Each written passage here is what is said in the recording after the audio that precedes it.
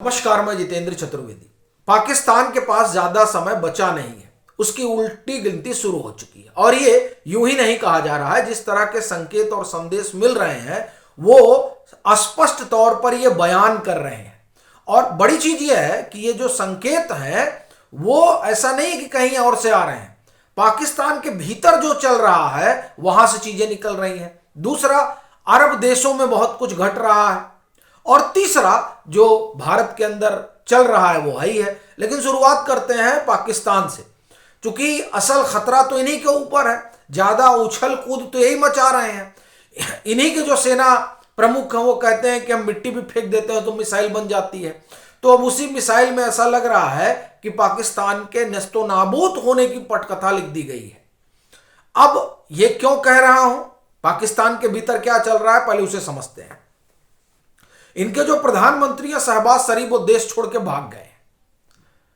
और ये अपने आप में बड़ी घटना है कि प्रधानमंत्री ही देश छोड़ के चला जाए। इसका मतलब यह है कि वहां संकेत ठीक नहीं है। और वो गए हैं लंदन। कहां? नवाज शरीफ के पास। क्यों गए हैं? क्योंकि जो इतिहास है पाकिस्तान का वो यही रहा है कि जब सेना के हुक्मरान तानाशाह हो जाते हैं तो नागरिक सरकार के मुखिया को लटका देते हैं। वहां इस तरह की घटना हो चुकी है। कहां? पाकिस्तान में। जुल्फी अली कार भुट्टो इसका सबसे ज्वलंत उदाहरण है। तो उसी संभावना को ख्याल में रखते हुए ये निकल लिए हैं, चले गए हैं। फिर यह भी माना जा रहा है कि उनको इस बात का भी डर है कि जिस रास्ते पर मुनीर चल रहे हैं उस रास्ते पर चलने के बाद पाकिस्तान में कुछ बचेगा नहीं जो भारत अब की बार करेगा। तो एक तरह से कहा जाए कि दोनों ही नजरिए से वो जान बचाकर भागे हैं। अच्छा, बड़ी चीज ये है कि सिर्फ वो ही नहीं भाग रहे हैं, जो वहां दूतावास है, दूतावास भी बंद हो रहा है। तो अब देखिए कि दूतावास तो तभी बंद होता है जब संबंधित देश को लगता है कि जहां पर उसने अपना एम्बेसी खोल रखा है वहां चीजें ठीक नहीं है। तो पाकिस्तान के साथ तो यही है। इस कड़ी में फिनलैंड का नाम लेना बड़ा जरूरी है, क्योंकि फिनलैंड ने तय कर लिया कि पाकिस्तान में अपना जो दूतावास उसको बंद करना है। वो लोग पैकिंग कर रहे हैं। तो ये पैकिंग इस बात का संकेत दे रही है कि पाकिस्तान में कुछ तो होने जा रहा है। और फिर जिस तरह की परिस्थितियां पाकिस्तान के भीतर हैं वो परिस्थितियां भी एक तरह से कहा जाए कि इसी ओर इशारा कर रहे हैं। क्या परिस्थितियां भी? वहां आए दिन अज्ञात वीर कुछ कुछ कर दे रहे हैं। अब जो अज्ञात वीर कर रहे हैं उसके कारण आप एक तरह से कहें कि पाकिस्तान के भीतर पैनिक सिचुएशन है। फिर यहां पर बलूच का अलग अपना मसला है, सिंध का अपना अलग मसला है।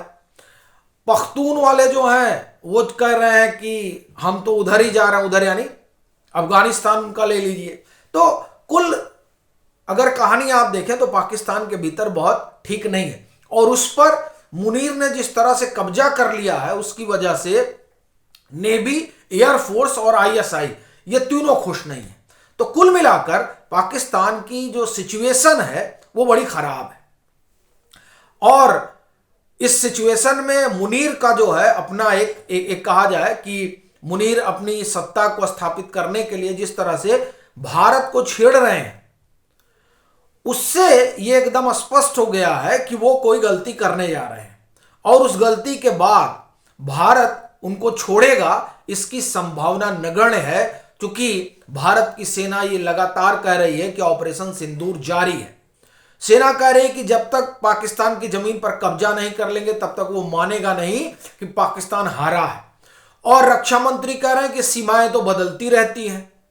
अब ये जो पृष्ठभूमि है, इस पृष्ठभूमि में कौन अपना दूतावास खोलेगा और कौन मुख्यमंत्री और प्रधानमंत्री जो है वो अपने देश में रहेगा, वो भाग ही जाएगा। तो मुनीर भाग गए। अब इसको देखते हुए और पाकिस्तान की जो फितरत है उसको भापते हुए सऊदी अरब से बड़ा भारी संदेश आ रहा है। सऊदी अरब नहीं, मतलब अरब देशों से क्या संदेश आ रहा है? वहां से एक तो यूएई ने कहा है कि भाई ये जो है पाकिस्तानी है ना, इन लोगों को वीजा फीजा नहीं देना है। ये बड़ी घटना है। इसलिए बड़ी घटना है कि ये वो देश हैं जो पाकिस्तान के साथ खड़े रहा करते थे, लेकिन अब वो पाकिस्तान से कन्नी काट रहे हैं। कन्नी काटने का सीधा सा मतलब यह है कि भारत का प्रभाव बढ़ रहा है और भारत के उस प्रभाव में तमाम जो अरब के देश हैं वो पाकिस्तान से नाता तोड़ रहे हैं। अच्छा, वो अकेले नहीं है।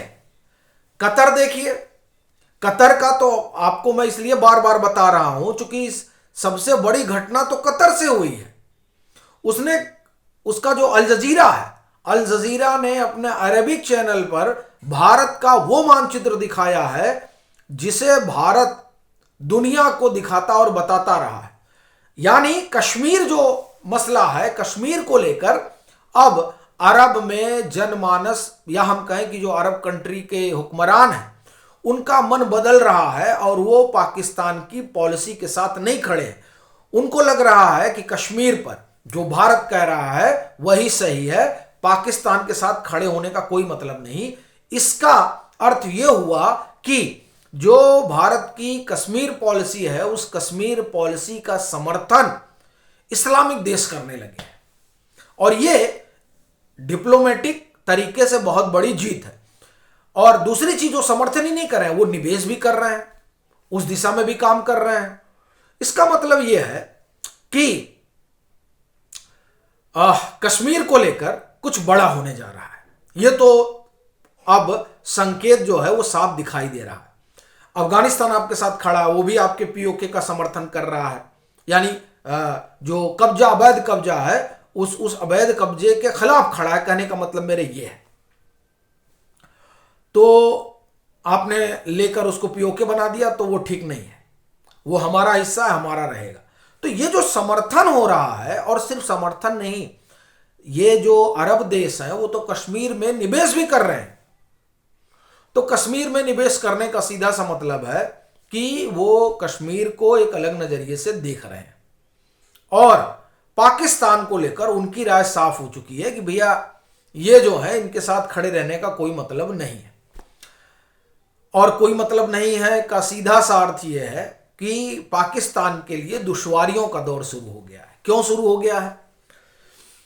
क्योंकि दिल्ली में धमाका हुआ और उस धमाके के बाद पाकिस्तान के तार साफ तौर पर दिखाई दे रहे हैं। उसमें सेना की भी इन्वॉल्वमेंट नजर आ रही है, उसमें आईएसआई की भी इन्वॉल्वमेंट नजर आ रही है। और जांच पड़ताल जैसे जैसे आगे बढ़ रही है, वैसे वैसे तमाम सारे रहस्य खुल रहे हैं, जिसमें यह समझ में आ रहा है कि किस तरह का विस्फोटक इस्तेमाल हुआ, जैश और लश्कर के जरिए कैसे ब्रेन वॉश किया गया, और इनकी जो एक यूनिट है, देखिए उसका नाम ख्याल नहीं आ रहा है, उस यूनिट ने किस तरह से बाकायदे आईसिस के जरिए जो लोग यहाँ स्लीपर सेल बने हुए हैं, उन लोगों को का एक तरह से कहा जाए कि ब्रेन वॉश करवाया गया। और ये सब बड़ी सफाई से किया गया। क्यों? क्योंकि ऑपरेशन सिंदूर के बाद ये समझ गए थे कि अगर सीधा हमारा इन्वॉल्वमेंट पाया गया तो हमारे लिए दिक्कत बढ़ जाएगी। इसीलिए इन्होंने जैश और लश्कर के जरिए आईसिस को इन्वॉल्व किया, बांग्लादेश को इन्वॉल्व किया, और फिर दिल्ली में जो हुआ उसको प्लान किया गया। प्लानिंग तो बहुत बड़ी थी, क्योंकि ये सीधे दिखाई दे रहा है कि किस तरीके से ये जो है ड्रोन को और रॉकेट के जरिए हमला करने की तैयारी थी। सुसाइड बमर जो है ये लोग तैयार कर रहे थे। तारीख भी इन्होंने 6 दिसंबर की चुन रखी थी। तो इस तरह से जो इनकी योजना है वो योजना बहुत बड़ी थी। हालांकि उस सबका भांडा फूट गया है, लेकिन ये जो प्रॉक्सी के जरिए आईएसआई और वहां की मिलिट्री यानी पाकिस्तान की खेल करना चाह रही थी, वो खेल एक्सपोज हो गया है। और उस खेल के एक्सपोज होने का सीधा मतलब है कि पाकिस्तान जो है वो भारत में आतंकी घटना को अंजाम दिया। और पीएम ये सीधे कह चुके हैं कि अगर कोई आतंकी घटना होगी तो वो भारत के खिलाफ युद्ध माना जाएगा। ये घटना हो चुकी है, पाकिस्तान का इन्वॉल्वमेंट आ चुका है, और दुनिया ये जान चुकी है कि भारत कभी भी उधर जो है रुख कर सकता है। और तैयारी बाकायदे वही है, चूंकि जो भारत का पुराना ट्रैक रिकॉर्ड है उसमें 20 दिन 15 से 20 दिन लगता है, तो वो मियाद पूरी हो रही है। तो इसलिए भी यह माना जा रहा है कि इनके लिए समस्या विकट हो गई है। लेकिन यहां से ज्यादा आप एक तरह से कहें कि वो संकेत है जो पाकिस्तान के भीतर से आ रहा है, जो अरब देशों से आ रहा है, जिस तरह से दूतावास बंद हो रहे हैं। इसलिए यह माना जा रहा है कि अब इनके लिए मामला जो है बहुत कठिन हो गया है।